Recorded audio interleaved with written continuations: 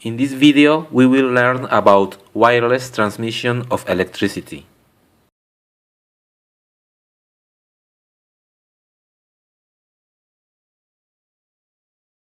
The first thing you need to make is the emitter coil. For this, you need a bottle that is about 1.5 inches in diameter. Then you have to take the magnet wire and make 12 turns around the bottle.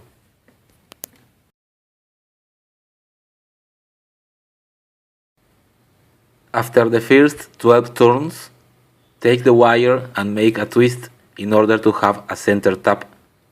Then make another 12 turns.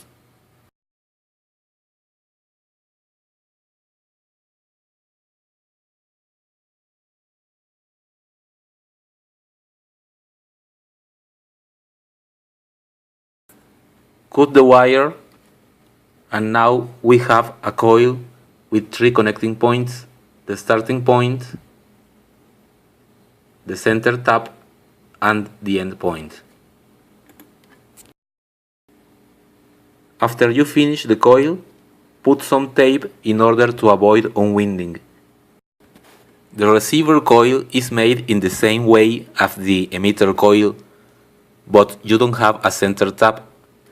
It's just 24 turns of wire, and you have to connect an LED in the 2 endpoints. Here we have the diagram for the emitter coil. We are going to connect the center tap of the coil to the positive of the battery, and the 2 other wires of the coil to base and collector of the 2N222 transistor. The emitter of the transistor goes to negative. And that's it. Okay, we are ready to test our system. Here's the emitter coil, receiver coil, AA battery.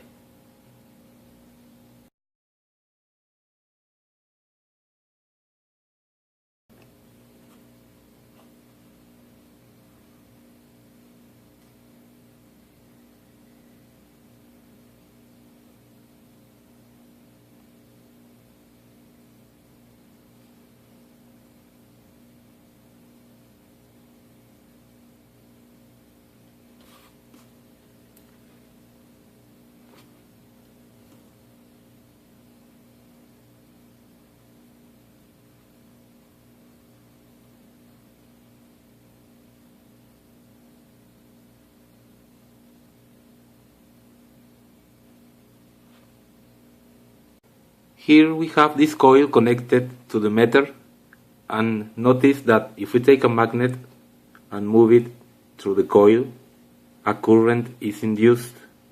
This is Faraday induction law. But notice that if we take the magnet inside the coil without moving it, no current is induced. That is, the magnetic field must be moving in order for a current to be induced in the coil.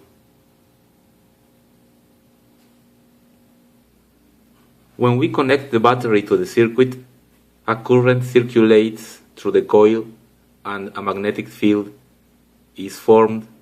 When the battery is disconnected, the magnetic field collapses.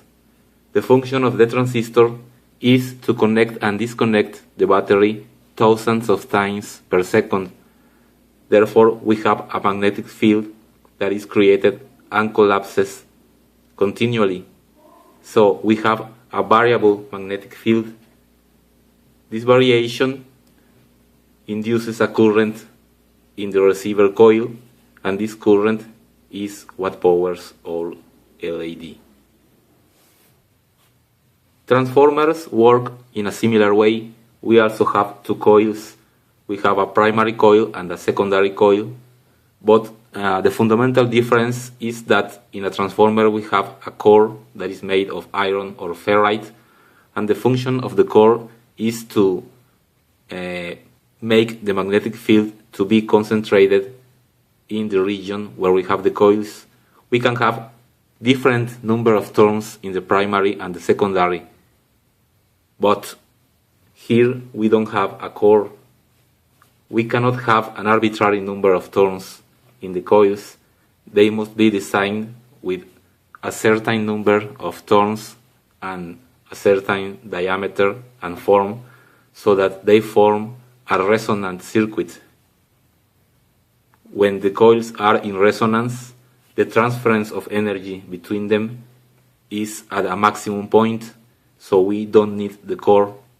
This is known as resonant inductive coupling.